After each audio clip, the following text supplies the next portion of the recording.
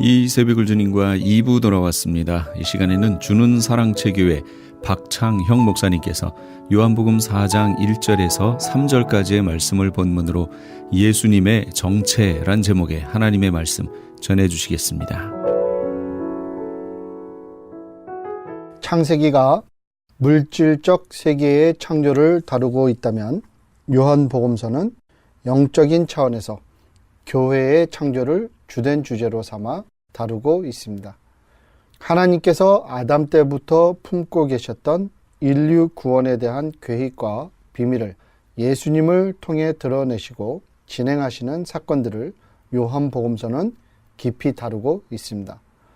지난주에는 요한복음서 19장 36절을 살펴보면서 예수님의 죽음은 예수님의 신부인 교회의 창조를 의미한다는 주제로 여러분과 말씀을 나눈 바 있습니다. 오늘은 본문 4장 1절서부터 3절을 통해 예수님은 누구신지 주제로 삼아 공부하려고 합니다. 다음 시간에는 4장 4절부터 26절을 공부하면서 예수님께서 이루고자 하셨던 목적을 공부하려고 합니다. 두 번의 시리즈를 거쳐서 예수님의 정체성과 예수님께서 이루고자 하셨던 목적을 공부해 보겠습니다. 본문 4장 1절부터 3절은 이렇게 기록되어 있습니다. 예수님께서 제자를 삼고 세례를 베푸시는 것이 요한보다 많다 하는 것을 바리새인들이 들은 줄을 주께서 아신지라. 2절 가로 열고 예수께서 친히 세례를 베푸신 것이 아니요 제자들이 베푼 것이라 가로 닫고 3절 유대를 떠나사 다시 갈릴리로 가실세. 초대교회 당시에는 예수님의 정체성에 대한 많은 소문과 이론이 나돌고 있었습니다. 예수는 누구인가? 예수님의 정체성, 그리고 그분은 무엇을 이루기 원하셨는가? 사람인가? 신인가? 선생인가? 선지자인가? 메시아인가? 정치인인가? 사회개혁자인가? 과연 이분은 누구셨는가? 이 질문에 대한 많은 소문이 나돌았는데 마태복음 16장 15절에서는 이 주제를 자세히 다루고 있는 것을 우리가 잘 알고 있습니다. 마태복음서에 보면 예수께서 빌립보 가이사랴 지방에 이르러 제자들에게 물어 이르시되 사람들이 인자를 누구라 하느냐 이르시되 더러는 세례 요한 더러는 엘리야 어떤 이는 예레미야나 선지자 중에 하나라 하나이다. 이르시되 너희는 나를 누구라 하느냐. 이렇듯 예수님 당시와 예수님께서 돌아가신 이후에 예수님에 대한 정체성에 대해서 많은 소문이 나돌았던 것입니다. 이런 배경을 두고 오늘 요한복음서 4장 1절부터 3절은 예수님의 정체성을 밝혀주는 중요한 성경 구절 역할을 하고 있습니다.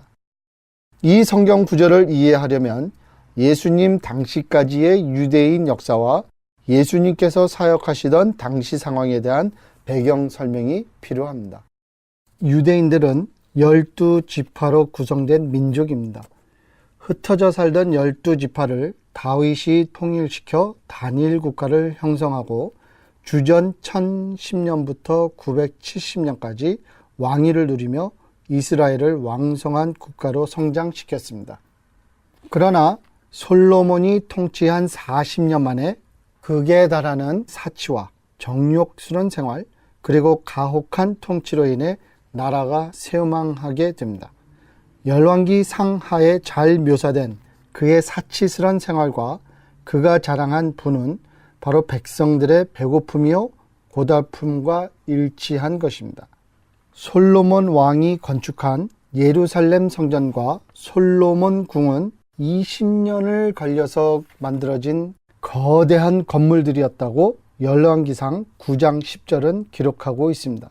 왕과 종교 지도자들이 품었던 과대망상스러운 꿈을 충족시키기 위해 수많은 백성들이 20년간 가족들과 강제로 별거한 상황에서 노예 생활을 해야 했던 것입니다. 열왕기상 5장 13절을 보면 성전 건축만을 위해 3만 명이 넘는 역군이 동원되었다고 기록하고 있고 성전보다 더 큰 솔로몬 궁을 짓기 위해서는 수십만 명에 달하는 백성들이 노예로 끌려가서 생활을 한 것으로 기록되어 있습니다. 당시 기록에는 백성들의 고통을 하나님의 이름으로 무마시켰지만 예수님께서는 오셔서 하나님의 이름으로 백성들을 배고프게 하는 이런 성전 제도는 없어져야 된다고 비판한 것을 우리는 잘 알고 있습니다.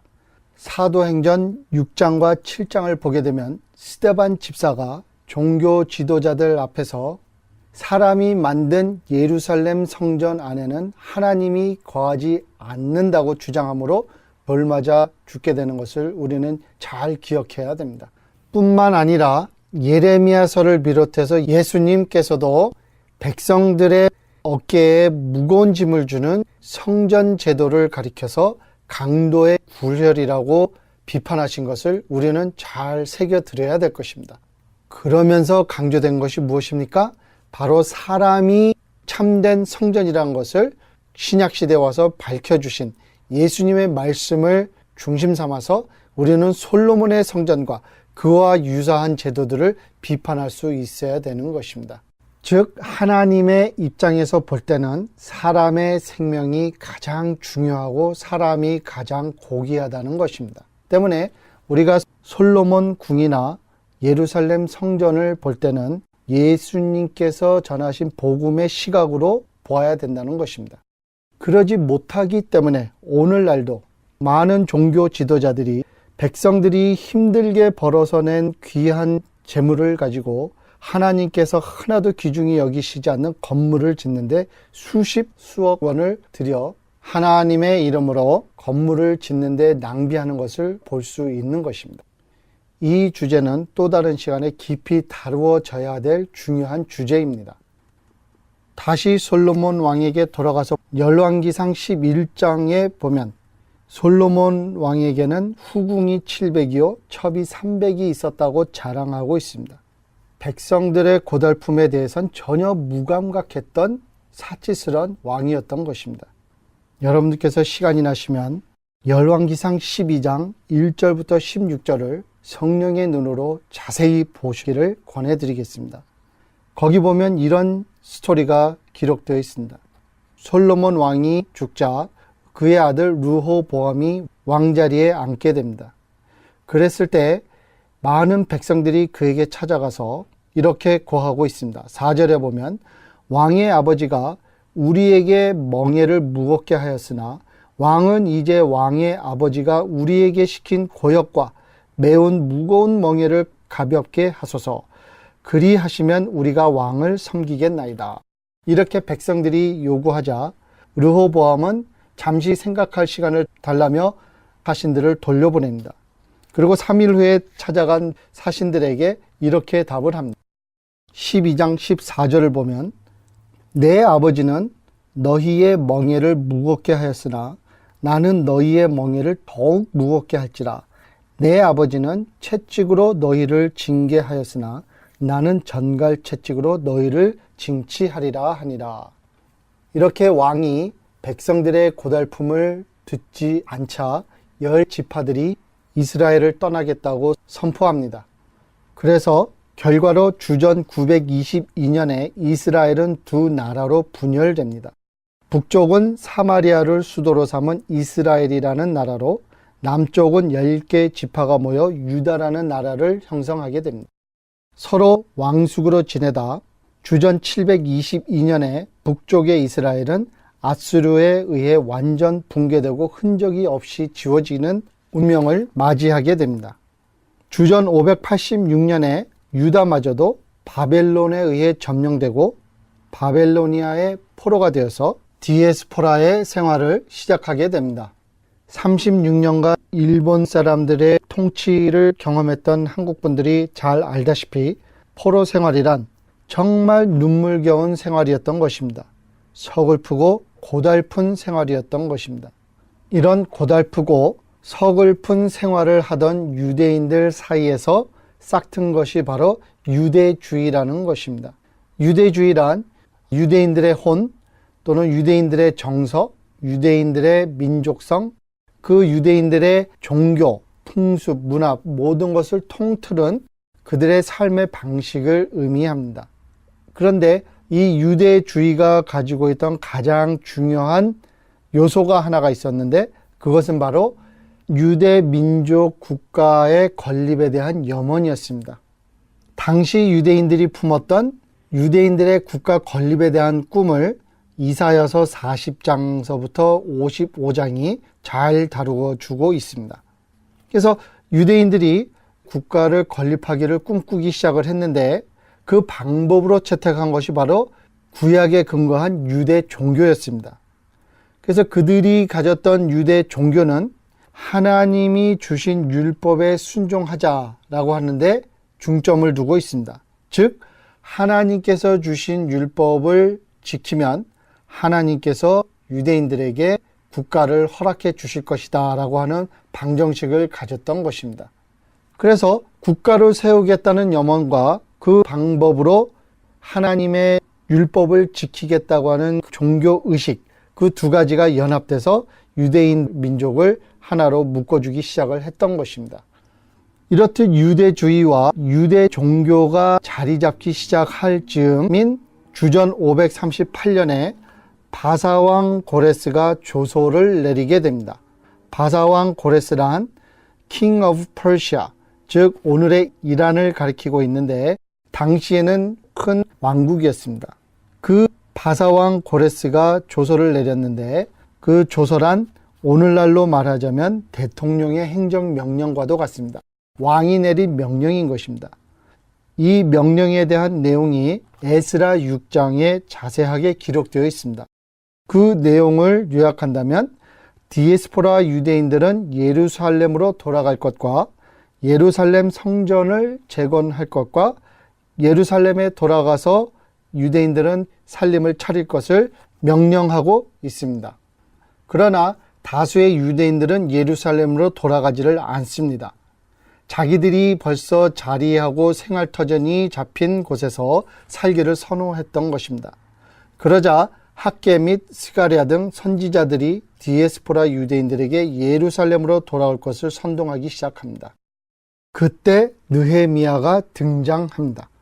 느헤미야 선지자가 와서 주전 444년에 예루살렘 성 건립을 끝냅니다. 그로 인해 유대인들이 살 땅의 규경이 정해지자 구약을 중심으로 유대 민족이 뭉치기 시작합니다. 그렇지만 체계가 전혀 잡히지 않은 상황에서 많은 시간이 흘러가다가 에스라라고 하는 선지자가 등장하게 됩니다.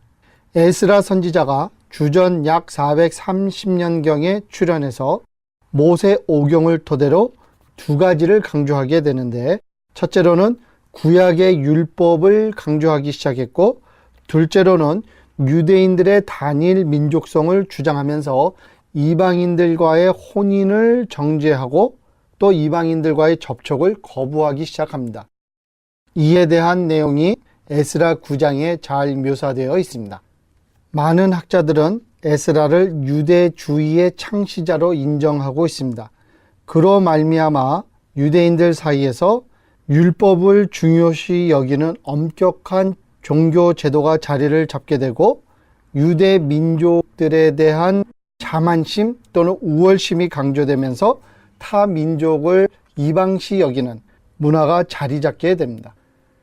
그러면서 다수의 평범한 유대인들은 에스라가 주장하는 정책을 정면 반대하거나 거부했습니다. 다른 혈통 또는 다른 민족의 남편 또는 아내와 함께 가정을 꾸리고 안정된 생활을 하던 다수의 디에스포라 유대인들에게는 에스라의 정책이 지나치게 비현실적이었던 것입니다. 그러면서 종교 지도자들과 이를 반대하는 대중들과의 대립 또는 충돌 또는 거리가 생기기 시작했습니다. 그러나 예루살렘에 몰려든 다수의 유대인들은 에스라의 정책을 따르기 시작했습니다.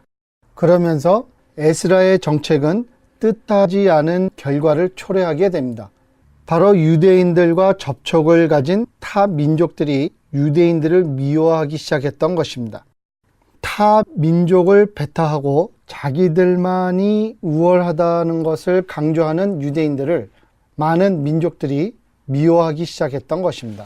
즉 anti-Semitism, 반유대주의의 기원이 바로 이 당시에 기인하고 있고, 타 민족은 배타하고 자신들만의 우월성을 강조하는 바로 유대주의에 기인하고 있는 것입니다. 그리고 이 사건이 에스더 3장 8절에 잘 묘사되어 있습니다. 결국 주전 205년부터 129년까지 오늘날의 시리아에 위치해 있던 왕국이 유대인들의 정체성을 지워버리려 시도하는 사건이 일어나기까지 했습니다. 특히 주전 168년에 시리아의 왕인 안티오쿠스 에피파네스 4세가 유대인들의 종교 말살을 시도합니다. 그로 말미암아 유대인들이 무기를 들고 단합을 하는 결과가 초래됩니다. 정말 오랜만에 무기를 들고 유대인들이 단합해서 외부 세력을 대항해서 싸웠는데 이에 성공을 하게 됩니다. 그래서 수동적으로 하나님이 허락해주는 이스라엘 국가를 기다리는 것보다 무기를 들고 싸워서 스스로 나라를 쟁취하려는 운동이 시작되게 됩니다.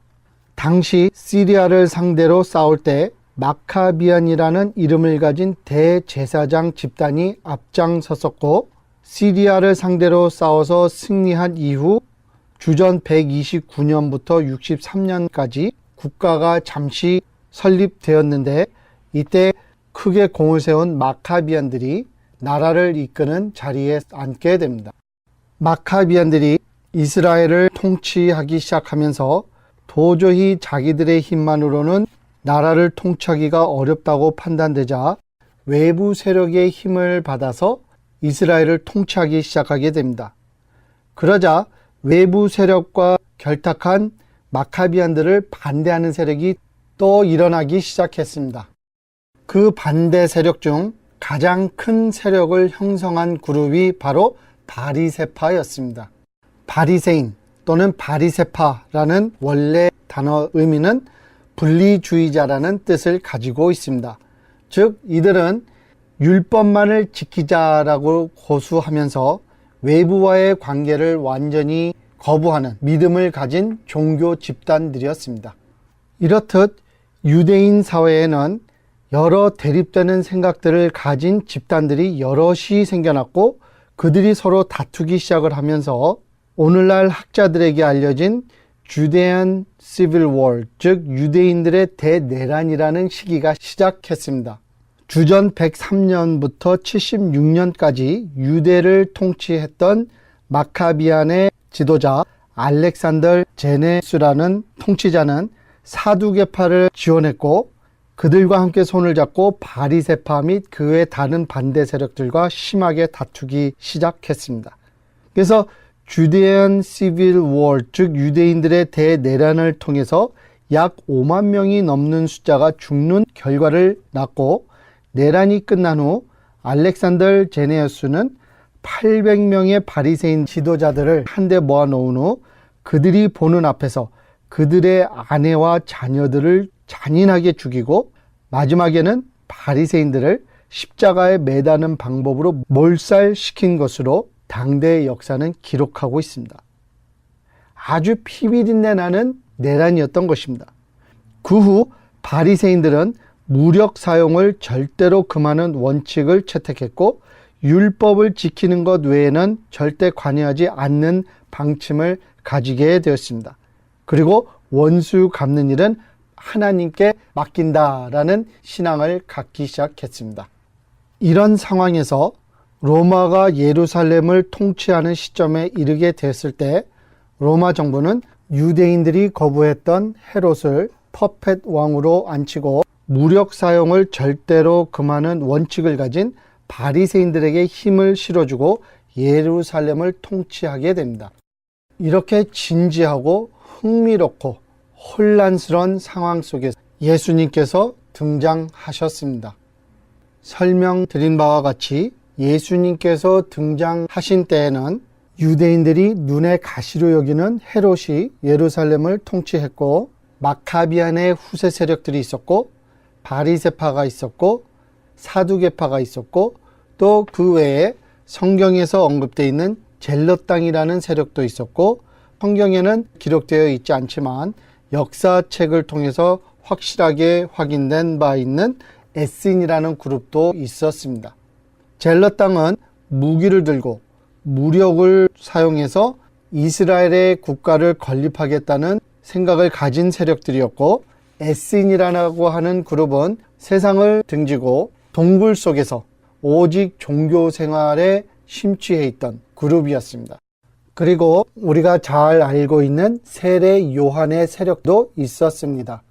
추가로 설명드린다면 무기를 들고 이스라엘 국가를 건립하려고 했던 젤럿 당은 로마 대국을 상대로 항거하여 주후 70년에 로마 제국에 의해서 완전 붕괴되고, 로마 제국은 예루살렘 성전을 돌 하나 돌 위에 남지 않도록 파괴하고 이스라엘 사람들을 심하게 압제하는 결과를 낳기도 했습니다. 이런 혼란스러운 상황 속에서 백성들은 개인적인 꿈과 야망을 가졌던 정치인들과 종교 지도자들과 가지각종 집단들에 의해 시달림을 받으며 고통스럽게 삶을 유지해야 했습니다. 이런 불쌍한 백성들을 예수님께서는 목자 없는 양들이라고 가엾게 여기셨던 것입니다.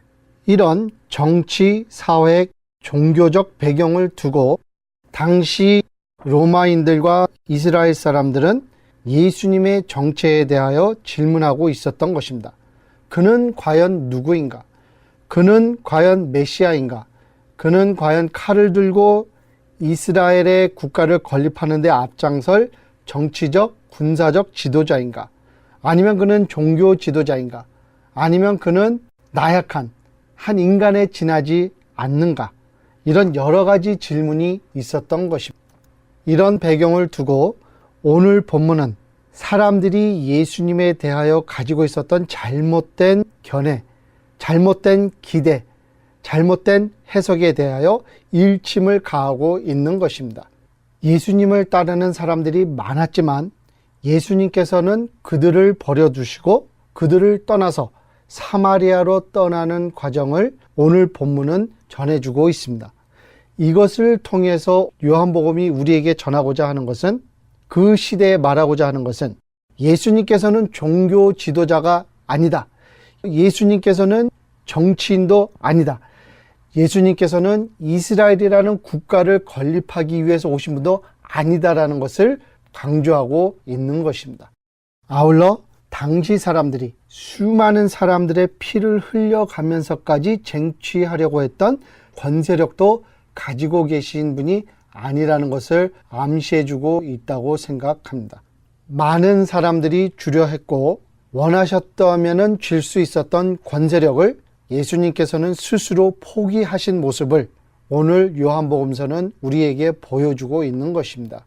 많은 대중들이 예수님을 따르자 당시 종교 지도자들은 자신들의 기득권을 잃을까 두려워했고, 로마 군대는 예수님께서 사람들을 선동해서 로마 제국을 대항해 싸울까 염려했고, 이스라엘 사람들은 예수님께서 자신들을 이끌어 이스라엘의 국가를 건립할 것을 기대했습니다.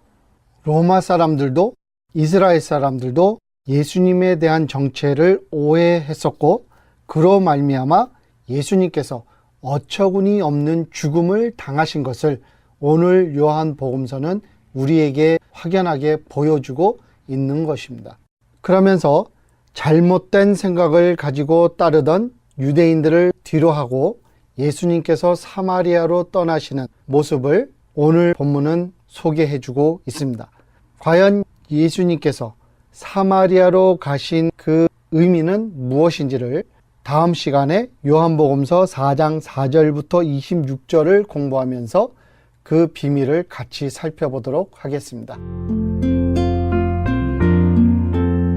지금까지 주는 사랑체 교회 박창형 목사님께서 하나님의 말씀 전해주셨습니다. 배우고 나누고 기도하는 주는 사랑체 교회의 박창형 목사님의 목회에 관심이 있으시거나 설교 CD를 원하시는 분은 전화번호 213-247-3560 213지역 247-3560으로 연락 주시기 바랍니다. 시민권 신청, 부모님, 배우자, 자녀 영주권 신청, 취업이민, 종교이민, 학생비자, 신분 변경, 추방유예, 결혼, 공증. 인생이 달린 이 모든 일 어디에 맡겨야 할까요? 한인타운 연장자 센터의 모치기관인 주눈사랑채 이민법률센터에 맡기세요. 21년 이민법 경력의 박창영 이민국 공인변호인이 성심을 다해 도와드립니다. 올림픽과 윌튼 323-735-7888 323-735-7888. LA 한인타운에 있는 프레이즈 교회에서는 매주 주일 오후 2시에 요한계시록 2차 강해가 10월 말까지 진행됩니다. 이방 교회와 대체 신학으로 인해 가려진 이스라엘과는 어떠한 관계가 있는가? 우리가 왜 이스라엘을 알아야 하는가? 이스라엘을 통해 약속하신 하나님의 시간표는 어떻게 되는가 등 말세를 사는 우리들이 지켜보고 준비해야 하는 것들이 무엇이 있는지를 함께 고민하고 나누는 시간이 될 것입니다.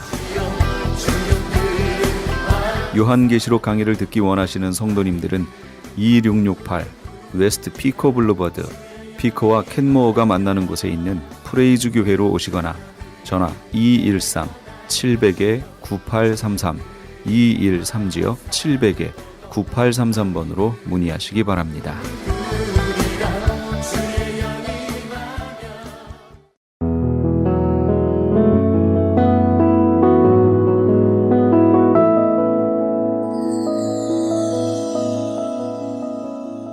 지금 여러분께서는 AM 1650과 인터넷을 통해 미 전역과 전 세계로 방송되는 크리스찬 헤럴드의 이 새벽을 주님과 2부 함께하고 계십니다.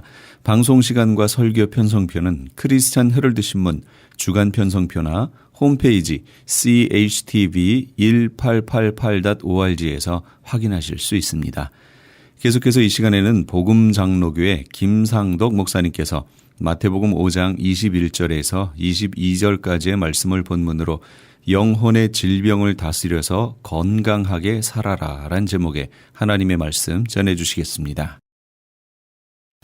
그래서 아버지께서 너희가 이 세상을 살 때 그렇게 살아가게 하는 너의 내적 마음의 상태에 잘 관리를 해라. 그것을 말씀을 하십니다. 왜 관리를 해야 되냐면은 우리 안에는 죄가 살아 있습니다. 그래서 문제입니다. 이 죄가 우리에게 수시로 나타나서 우리 하나님이 인정하시는 삶이 아니라 하나님을 대적하는 삶을 살도록 우리를 유혹한다는 것입니다. 그러한 삶에 빠지지 않기 위해서 항상 깨어서 조심하라 그 말씀하시죠. 로마서 7장 17절 로마서 7장 17절에 아버지께서 이렇게 말씀하셨습니다. 이제는 그것을 행하는 자가 내가 아니요 내 속에 살아있는 죄라. 죄가 살아있습니다. 이 죄가 이 몸에 있기 때문에 기회만 있으면 나타나기 때문에 항상 조심하라 그랬습니다. 여러분 죄에서 뭐가 일어나는가 하면 사망의 생각이 일어납니다. 죄 뒤에는 사탄이 있습니다. 죄가 우리 안에 있거든요. 그러니까 죄에서 사망의 생각이 나옵니다. 그 사망의 생각이 나왔을 때 내가 그 생각을 마음에 품으면은 그 다음에는 그 사망의 생각이 내 영혼에 이제 번식됩니다. 그러면 몸이 아픈 거야. 영혼이 질병으로 고통하게 되는 것입니다. 그렇게 되면은 죄가 나를 이용하게 되는 이용당하는 사람이 됩니다. 자, 거기에 대한 아주 좋은 이해하기가 쉬운 성경 구절이 창세기 4장 3절부터 8절에 있습니다. 한번 찾아보시기 바랍니다. 창세기 4장에 있습니다. 창세기 4장 5절부터 한번 보세요. 5절에서 8절까지 읽겠습니다. 가인과 그의 재물은 받지 아니하신지라 가인이 몹시 분하여 안색이 변하니 여호와께서 가인에게 이르시되 내가 분하여 함은 어찌 됨이며 안색이 변함은 어찌 됨이냐 내가 선을 행하면 어찌 낯을 들지 못하겠느냐? 선을 행하지 아니하면 죄가 문에 엎드려 있느니라. 죄가 너를 원하나 너는 죄를 다스릴지니라. 가인이 그의 아우 아벨에게 말하고 그들이 들에 있을 때에 가인이 그의 아우 아벨을 쳐 죽이니라 그랬습니다. 여기에 7절에 한번 보세요. 내가 선을 행하면 어찌 낯을 들지 못하겠느냐? 선을 행하지 않으면 그 다음 보세요. 죄가 문에 엎드려 있느니라. 문이라는 말은 바로 가까이 있다는 거예요. 문에 가까이 있다는 말이에요. 우리 안에 몸에 죄가 있습니다. 죄가 가장 가까이 있습니다. 그 죄가 너를 원한다는 거예요. 그 죄가 나를 원한다는 거예요. 왜 원하는 줄 아세요? 그 죄가 나를 원해서 나를 이용하려고, 무엇을 이용하려고? 자기 자신을 나타나는데 이용하려고. 내 몸과 나하고는 구분하셔서 생각하셔야 됩니다. 이 몸은 내가 아닙니다. 내 영혼이 떠나면은 이 몸은 다 없어집니다. 다 없어집니다. 나 자신을 생각하셔야 됩니다. 내 몸이 내가 아니에요. 이 몸에서 떠날 내 영혼이 납니다. 내가 건강해야 됩니다. 내 몸을 위해서도 신경 써야 될 것은 당연하죠. 하나밖에 없으니까 신경 써야 되지만은 이 몸은 때가 되면 벗어버리고 떠날 내 영혼, 나 자신의 건강을 살피셔야 돼요. 나 자신의 건강을 살피셔야 돼요. 그래서 나 자신의 건강을 해치고자 하는 것이 죄에서 나오는 사망의 생각이 바로 내 영혼을 해치는 무서운 질병이 됩니다. 자, 창세기 4장 7절 다시 한번 보세요. 아버지께서 말씀하십니다. 너는 그 죄를 다스리라 그랬어요. 이것이 오늘 제가 전해드리고자 하는 복음, 좋은 소식입니다. 그 죄를 너는 다스리라. 그 죄가 나타났을 때, 사망의 생각이 들어왔을 때 내 몸을 병들게 하려고 병균이 들어왔는데 받아들이면 되겠느냐? 그것을 물리쳐라는 거예요. 자, 이제 설명드립니다. 내 영혼에 질병이 들어왔을 때, 질병이 뭐예요? 사망의 생각이 내 영혼의 질병입니다. 사망의 생각이 왔을 때 어떻게 해야 되는가? 그것을 말씀을 드리겠습니다. 먼저 본래는 우리 마음 안에 죄가 주인이었어요. 죄가 중심에 있었어요. 그건 죄의 노예였다 그랬어요. 성경 구절 소개하겠습니다. 로마서 6장 17절 읽겠습니다. 하나님께 감사하리로다. 너희가 본래 죄의 종이 되니. 예, 됐어요. 본래 죄의 종이었다는 말은 죄가 너의 마음 중심 안에 있었다는 거예요. 그러니까 그 죄가 나를 마음대로 하는 거예요. 자유의지. 자기 마음대로 행패 부리는 거예요. 그러니까 우리가 억울한 거예요. 우리가 당하는 거예요. 그리고 늘 하고 나서는 후회하는 거예요. 왜? 그게 당했기 때문에. 그 죄가 마음 안에 주인 노릇하고 있는 거예요. 그 본래 죄의 종이었다. 이 세상 사람들을 사진을 딱 찍어보면 그 마음 안에 죄가 주인으로 되어 있다는 것이에요. 아버지의 말씀에. 얼마나 불행해요. 그런데 사람들은 어떻게 생각합니까? 자기가 주인이라고 생각합니다. 아니에요. 죄가 주인이에요. 죄가. 종이라 말이야. 노예라 말이야. 사로잡혔다 그 말이야. 그런데 우리 하나님의 자녀들에게 좋은 소식이 있습니다. 로마서 6장 18절 한번 보세요. 로마서 6장 18절 읽겠습니다. 죄로부터 해방되어 의에게 종이. 우리는 죄로부터 해방됐다는 말은 죄가 내 마음 중심에 자리 잡았던 죄가 내 마음 안에서 떠났다는 거예요. 어떻게 해서 떠난 줄 아세요? 여러분, 예수님을 믿는다는 말은 무슨 뜻이라고 그랬어요? 살아계신 예수님을 내 마음 중심에 모신다는 거예요. 그분을 모심으로 인해서 죄가 내 중심에서 떠난 거예요. 할렐루야. 할렐루야. 구원인 거예요. 얼마나 귀한 구원이에요. 전에는 죄가 왕노릇했지만 이제는 예수 그리스도가 왕노릇한다. 왜? 예수 그리스도 주인이시니까. 그래서 우리가 주님이라 그러는 거예요. 내 마음 중심에 주님이 계시잖아요. 가운데 계시잖아요. 자, 질문하겠습니다. 세상에 어떤 것하고 주님하고 여러분 바꾸실 의향이 있으세요? 결코 생각할 수 없어요. 내가 믿음이 약해서 하나님 앞에 불평도 할 수 있고 원망도 할 수 있고 또 육신의 충동 받아서 쓰러지는 하는 있더라도 주님 이제는 나는 이제 주님 버립니다. 그렇게 우리는 결코 할 수 없는 거예요. 내 안에 주님이 중심에 자리를 잡고 계시는, 주님이 계시는, 우리는 죄에서 해방받은 사람이라. 그 다음 보세요. 로마서 6장 9절. 로마서 6장 9절. 자, 읽겠습니다. 이는 그리스도께서 죽은 자 가운데서 살아나셨음에 다시 죽지 아니하시고 사망이 다시 그를 주장하지 못할 줄. 사망이 그를 주장 못한다. 사망이 주장 못한다는 것이 뭐야? 사망이 주인 노릇 못한다 이 말이야. 얼마나 감사해요. 자, 하나 더 표시해 놓으세요. 로마서 6장 14절 읽겠습니다. 죄가 너희를 주장하지 못한다. 예, 됐어요.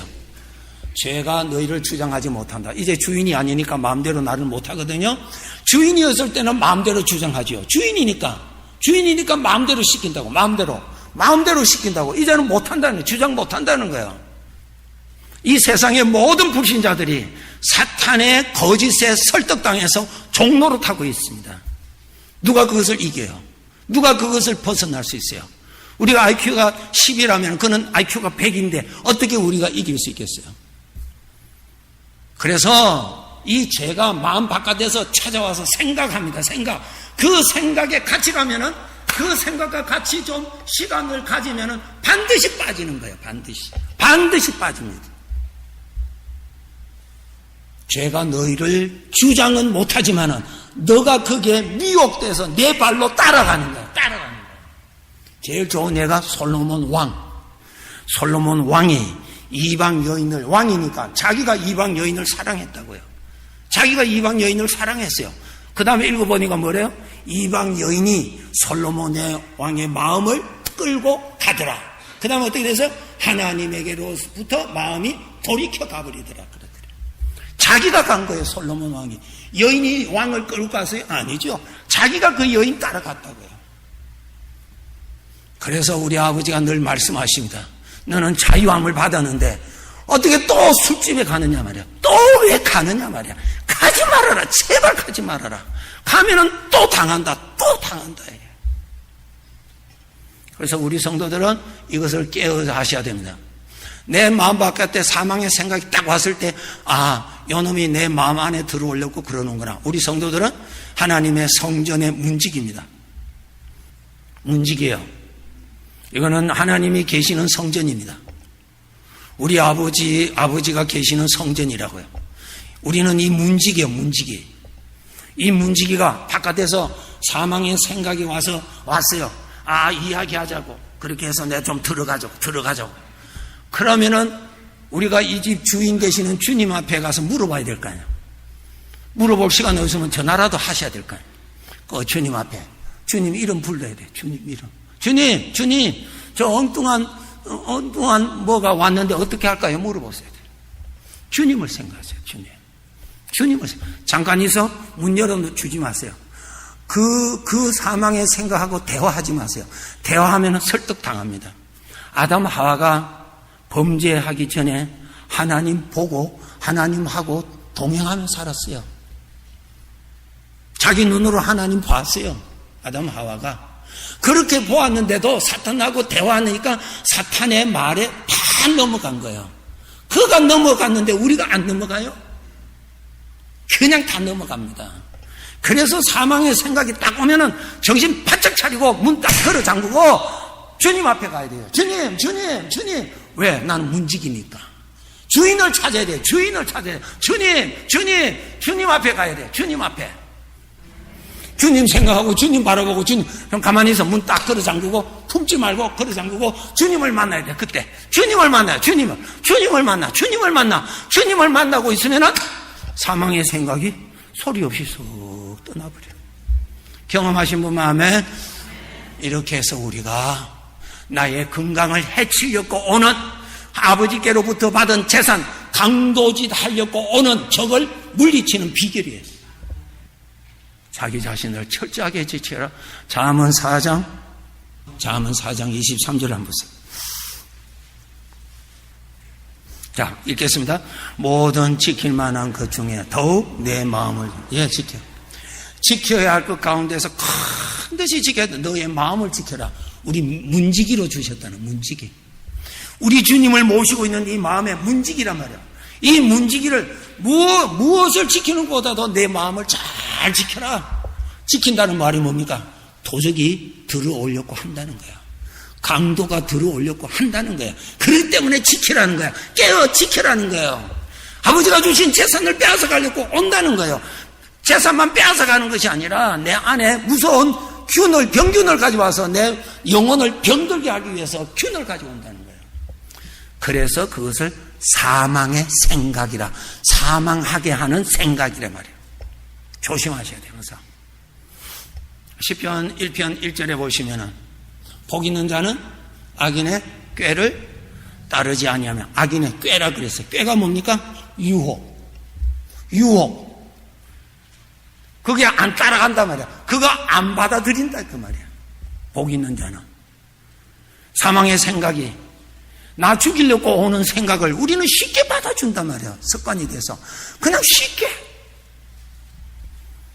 그냥 받아들여. 그냥 오는 대로 그냥 다 받아들여. 막 추룩으로 오는 데도 다 받아줘. 그러니 성전이 내 마음은 엉망이 되어버리는 거야. 예수님께서 성전에 들어가셔서 얼마나 꾸짖으셨어요. 아버지의 집을 왜 이렇게 강도의 구류로 만드느냐, 강도가 있는 집으로 만드느냐, 왜 너희 집에 강도가 들어오도록 방치하느냐, 그 말씀이죠. 사랑하는 성도 여러분, 자신을 사랑하셔야죠. 누가 나를 사랑하겠어요? 자신을 사랑하셔야 돼요. 자기 몸하고 자기 자신하고는 다르다는 거예요. 영혼이 자기 자신입니다. 영혼이 자기 자신 영혼을 잘 지키셔야 됩니다. 잘 지키셔야 돼요. 성경 여러분 찾으시고 표시해 두시기 바랍니다. 시편 130편 5절입니다. 찾으시고 표시해 놓으세요. 정말 나 자신을 위해서 여러분 잘 사셔야 됩니다. 몸이 나 아닙니다. 속지 마세요. 시편 130편 5절입니다. 읽겠습니다. 나 곧 내 영혼은 여호와를 기다리며 나는 주의 말씀을 바라는도다. 벌써 내가 곧 누구라 했어요? 영혼입니다. 그 다음에 보세요. 나 곧 내 영혼이 나지요. 여호와를 기다리며 나는 누굽니까? 내 영혼은 주의 말씀을 바라는도다. 주의 말씀이 뭡니까? 내 영혼이 먹을 양식이란 말이에요. 정말 내 자신을 내가 사랑해야 됩니다. 나 자신을 사랑해야 됩니다. 몸이 아니에요. 몸은 두 번째요. 몸 귀하지요. 몸보다 더 중요한 것은 나 자신이에요. 나 자신의 건강을 위해서 여러분 신경 많이 쓰셔야 돼요. 시간을 내시고 운동하시고 먹어야 되고. 나 곧 내 영혼이 그랬잖아요. 나 곧 내 영혼이 여호와를 기다리며 나는 주의 말씀을 바란다. 뭡니까? 내 영혼의 양식을 먹는다 이 말이야. 왜 하나님을 바랍니까? 하나님을 바라볼 때 내 영혼이 건강해지니까. 빛이 되시는 하나님을 바라보니까 어둠이 도망가니까.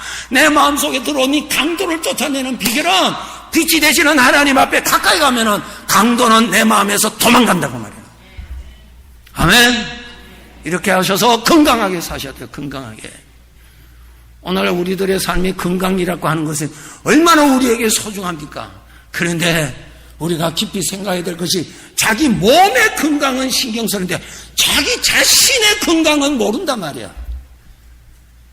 그러니 안 된단 말이야. 그렇게 해서는 내 영혼이 건강해야죠. 내 영혼이 건강해야 되잖아요. 내 영혼이. 자, 시편 25편 1절 한 번 더 찾아주시기 바랍니다. 시편 25편 1절 읽겠습니다. 여호와여 나의 영혼이 주를 우러러 보네. 나의 영혼이 하나님을 바라보는 거예요. 왜? 하나님을 바라볼 때 내 영혼이 사니까. 하나님을 바라보면 어둠이 도망가니까. 하나님을 바라보면 생기를 얻으니까. 하나님을 바라보면 건강해지니까. 하나님 바라본단 말이에요. 내 몸은 없어집니다. 내 영혼은 영원히 삽니다. 내 영혼이 천국 간다고요. 내 영혼이 떠나서 간다고요. 이 몸은 없어집니다. 한 50년 지나면 거의 다 없어질 거예요. 죄송합니다만 내 영혼이 있다고요. 내 영혼이 거기서 사는 거예요. 성도 여러분, 내 영혼의 양식이 하나님의 입에서 나오는 말씀이라 그랬어요. 말씀 열심히 잡수세요. 배우는 거 아니에요. 지식이 아니에요. 음식이에요. 음식. 마음에 들어가는 음식이 말씀이 마음에 들어가지 빵이 마음에 들어가는 거 아닙니다. 말씀을 마음에 넣어주는 것이 내 영혼의 양식이에요. 그래서 말씀을 먹어야 돼요. 말씀을 먹어야 돼요. 한 번 먹고 어떻게 일주일간을 버티세요? 그래도 우리 성도님들은 하나님 말씀 매일매일 여러분 잡수시죠. 얼마나 감사해요? 내가 살기 위한 양식입니다. 내가 살기 위한 양식입니다. 건강하게 사시려면 더 많이 잡수세요. 더 많이 잡수세요. 내 몸의 건강을 위해서는 적당하게 먹어야 되지만 많이 먹으면 몸이 좀 이상해지는데 내 영혼은 많이 먹을수록 아주 늘씬해집니다. 아주 보기가 좋습니다. 많이 잡수세요. 많이 잡수셔야 제 사망의 생각이 왔을 때 면역성이 있어서 쉽게 물리칠 수 있어요. 근데 내가 면역성이 약하면은 사망의 생각이 오는 대로 받아준다니까. 그것이 뭐야? 감염이 쉽다는 거예요. 몸이 약하면은 감염이 쉽잖아요. 병이 쉽게 들어오잖아요. 내 영적으로 연약하면은 이 생각 저 생각에 전부 다 걸려든단 말이에요. 그 내 영혼이 약해서 그래요. 허약해서 그래요. 허약. 성경에 이 말씀이 있습니다. 하고 마치도록 할게요. 성경에 어리석은 부자의 비유가 있습니다. 한 사람이 열심히 일을 해서 많은 재산을 모았습니다. 자기가 일해서 했으니까 뭐 축복이죠. 많이 모았어요. 그 사람이 이렇게 말합니다. 내 영혼아 이랬어요. 아이고 뭐 똑똑한 사람이요. 뭐 내 영혼아 했으니까 훨씬 똑똑한 사람입니다. 그 사람이 이렇게 말합니다. 내 영혼아 이제 쉬고 좀 푹 먹고 마시고 좀 즐기자 그랬어요. 여기에 무엇이 미련하다는 거예요? 세상의 물질이 영혼의 양식인 줄로 착각했다는 거예요. 그것이 미련하다는 거예요. 그것이 미련하다는 거예요. 이 사람은 자기가 열심히 일해서 얻었어요. 얼마나 좋아요. 뭐 정상이죠. 그 다음에 자기 영혼도 구분할 줄 알았어요. 아주 훌륭한 사람이에요. 그런데 뭐가 부족했어요? 세상의 것이 자기 영혼의 만족이 될 줄로 알았다는 거예요. 그것을 예수님 말씀하십니다. 어리석은 사람이라고 그랬어요. 귀하신 성도 여러분, 우리는 오늘 이 몸을 입고 이 자리에 왔지만은 언젠가 그 때가 되면은 이 몸 벗어버리고 나는 아버지 계시는 곳으로 옮김을 받아 살 것입니다. 내 영혼의 건강을 위해서 아버지의 말씀 열심히 잡수시기 바랍니다. 그리고 아버지의 말씀, 아버지의 하나님을 가까이 하시는 시간 가지셔야 됩니다. 그래야 내 영혼이 건강해집니다. 성경 구절 두 곳 소개해 드릴 테니까요. 야, 그렇구나. 내가 왜 하나님 앞에 시간을 많이 가져야 되는가? 왜 아버지 앞에 시간을 좀 더 많이 가져야 되는가? 그것을 깨닫게 되실 것입니다. 자, 요한복음 8장 12절. 제가 두 곳 소개해 드릴게요. 요한복음 8장 12절. 왜 우리가 평소에 하나님 앞에 내가 가 있어야 되는가? 바쁘지만 시간을 내야 할 이유가 있습니다. 요한복음 8장 12절입니다. 읽겠습니다. 예수께서 또 말씀하여 이르시되 나는 세상의 빛이니 나를 따르는 자는 어둠에 다니지 아니하고 생명의 빛을 얻으리라. 아멘. 이 빛은 뭡니까? 우리 저 태양의 빛 아니고 영혼에 필요한 빛입니다. 영혼에 필요한 빛. 태양의 빛은 우리 육체에 우리 몸을 필요로 한 태양이에요. 빛이에요. 내 영혼의 빛은 하나님이세요. 생명의 빛입니다. 그 빛을 받아야 건강해집니다. 그렇죠? 그 다음에 내 영혼이 병들었을 때, 내 영혼이, 우리가 그렇잖아요. 우리가 완벽할 수 없잖아요. 사망의 생각을 받아들여서 그냥 병이 그냥 온 마음에 번져서 그냥 괴로워할 때 치료를 받아야 되잖아요. 그 치료 받는 거 가르쳐 드릴 테니까 꼭 그렇게 하세요. 말라기 4장 2절. 성경 제일 구약 제일 마지막 장입니다. 마태복음 앞에 있습니다. 여러분 다 찾으셔서요. 밑줄을 쳐 놓으시기 바랍니다. 내 영혼이 실제하듯이 하나님도 실제하시고 내 영혼의 질병도 실제하듯이 내 영혼의 치료도 실제하십니다. 이거 우리가 그것으로 치료받아야 됩니다. 말라기 4장 2절. 자, 구약 제일 마지막에 있습니다. 마태복음 앞에 있습니다. 4장 2절 다 같이 읽겠습니다. 내 이름을 경외하는 너희에게는 공의로운 해가 떠올라서 치료하는 광선을 비추리니 너희가 나가서 외양간에서 나온 송아지같이 뛰리라. 아멘. 치료하는 광선을 비춘다는 거예요. 이게 놀라운 비밀이죠. 하나님이 영으로 비추시라는 거예요. 그 빛에는 생명의 빛이고 그 빛에는 치료하는 광선이 있다는 거예요. 치료가 있다는 거예요. 그래서 우리가 하나님 앞에 좀 더 시간을 두고 하나님 앞에 좀 더 시간을 좀 머물러 있으면은 치료하는 광선이 내 영혼을 치료해주고 내 질병을 치료해 주신다는 거예요. 아멘. 왜 하나님 앞에 앉아 있어야 됩니까? 하나님 제 왔습니다. 하나님 다 아시죠? 예, 이제 갑니다. 그렇게 해서는 치료가 안 돼요. 안 돼. 치료의 광선을 받으려면은 마음을 가지고 와서 하나님 앞에 가까이 가야 됩니다. 하나님을 가까이 가는 방법, 하나님을 생각을 많이 하는 것이 마음이 가까이 가는 것입니다. 생각을 많이 하는 것이 가까이 가는 거예요. 걱정을 많이 하는 사람은 걱정 쪽으로 가까이 가는 사람입니다. 그러니까 그게 사로잡힌다고요. 하나님을 생각을 많이 하셔야 돼요. 생각을 많이 하세요. 생각을 많이 하세요. 생각을 많이 하는 것이 내 영혼이 하나님께 가까이 가는 것입니다. 가까이 가면 무엇을 받는다고요? 치료하는 광선을 받는다 그 말이에요. 여러분, 불빛 멀리서도 별빛처럼 자그만하게 불빛을 볼 수 있어요. 아, 저게 불이 있구나 알 수 있어요. 그러나 그 빛으로는 책을 읽을 수 없습니다. 밝지를 않기 때문에. 그렇죠? 멀리서도 불빛이 있다는 것은 알아요. 그러나 전혀 도움을 못 받습니다. 알기만 알지 도움이 없어요. 그런데 가까이 가세요. 더 가까이 가세요. 글이 보입니다. 그렇죠? 그 불빛의 도움을 받습니다. 가까이 가면. 더 가까이 가세요. 더 가까이 가세요. 따뜻해집니다. 더 가까이 가세요. 뜨거워집니다. 그와 똑같습니다. 하나님 말씀을 들어서 지식적으로만 알고 마음에는 전혀 뭐가 없다는 말.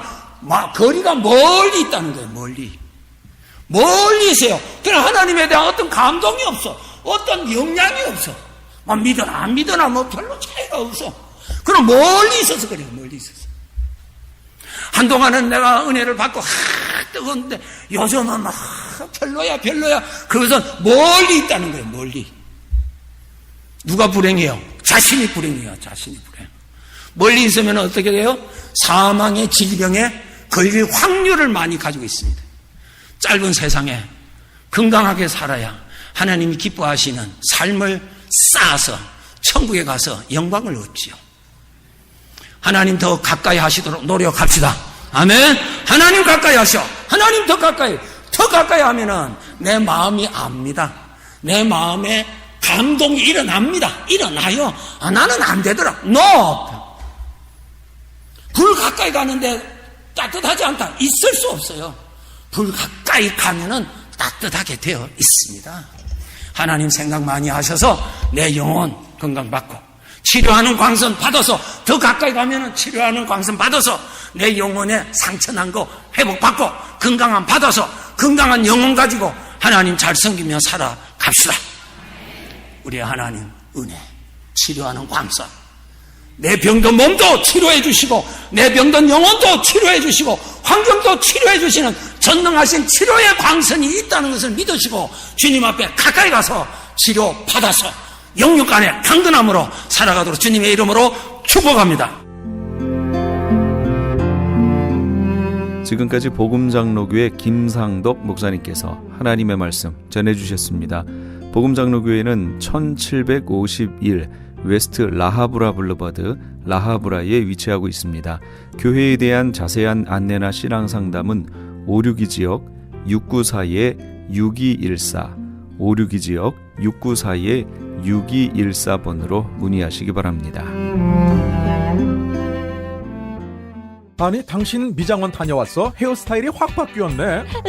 홈쇼핑월드 차홍 고데기로 마술을 부렸지. 홈쇼핑 월드 차홍 고데기. 차홍 허니앤비 샴푸로 머리 감으면서 차홍 헤어두피 마사지를 쓰면 머릿결이 너무너무 부드러워지고 한 움큼씩 빠지던 머리카락도 눈에 띄게 덜 빠져. 차홍 고데기 너무 좋아. 그럼 그 웨이브 머리도 당연하죠. 3, 4분이면 이렇게 풍성한 웨이브 머리를 만들 수 있다고요. 너무 이쁘다. 어디서 샀어? 홈쇼핑월드. 가격 만족, 품질 만족, 행복한 쇼핑. 팔가와 웨스턴 홈쇼핑 월드. 유태인이 만든 특수 영양제 M3 들어보셨어요? 곡식의 눈, 과일씨, 껍질, 약초의 뿌리로 만든 특수 영양제 M3. 혈압, 당뇨, 아토피, 천식, 비만 등 무슨 병이든 큰 효과를 주는 신비의 영양제 M3. 서울대학병원 7곳, 고려대학병원 2곳에 입점되어 더욱 믿을 수 있는 M3의 효능. 213-435-9600, 213-435-9600 M3 정직한 마음으로 권해드립니다.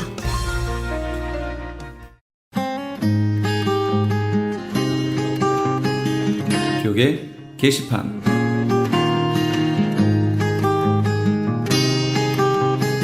미주 크리스천 문인협회에서 제30회 신인등단 시상식 및 축하 모임을 갖습니다.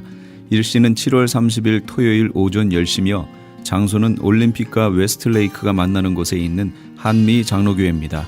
좀 더 자세한 사항을 알기 원하시는 분은 전화 213-249-0771 213지역 249-0771 정지훈 회장에게 연락 주시기 바랍니다.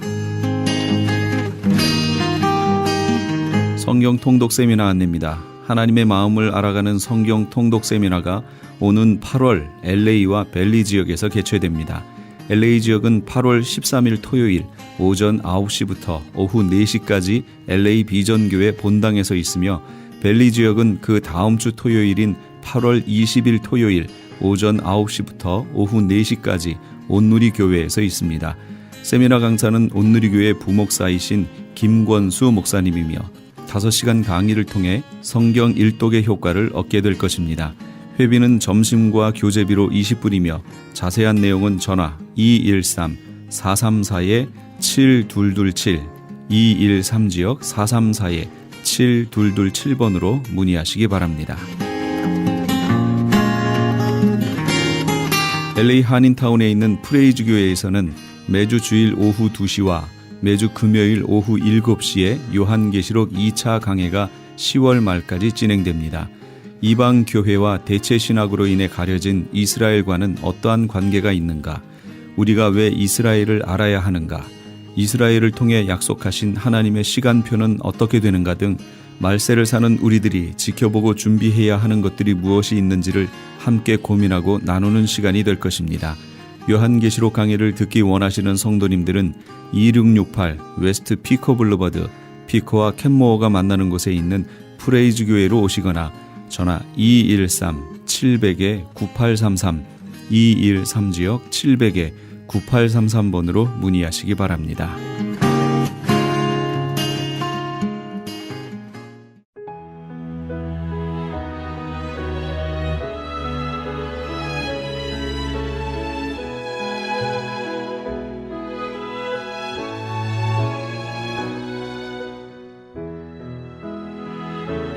우리는 유혹을 물리칠 때마다 강해질 것입니다. 유혹에 대한 그 각각의 승리는 근육을 만들어주는 운동과도 같습니다. 하나님께서 우리 삶에 주시는 기쁨을 더 많이 경험할수록 옛 삶에 대한 매력은 점점 더 없어지겠지요. 이 땅에 사는 동안 유혹은 항상 우리 곁에 있습니다. 그러나 하나님께 가까이 가면 갈수록 우리는 하나님을 실망시키고 싶지 않게 됩니다. 오늘도 하나님과의 관계가 어제보다는 더 친밀하게 좁혀지는 그런 하루를 보내시면 어떨까요? 오늘도 주 안에서 참 좋은 날 될 겁니다. 지금까지 크리스찬 헤럴드 방송에서 보내드린 이 새벽을 주님과의 정영철이었습니다. 고맙습니다.